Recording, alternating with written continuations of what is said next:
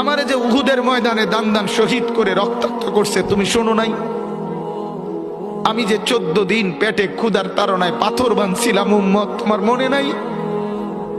একবারও শোনো নাই আমার ক্ষুধার কষ্ট, আমার পিঠের ব্যথা, আমার দাঁতের ব্যথা, আমার কাঁধে 2টা কড়া ঢুকে গেছে উম্মত।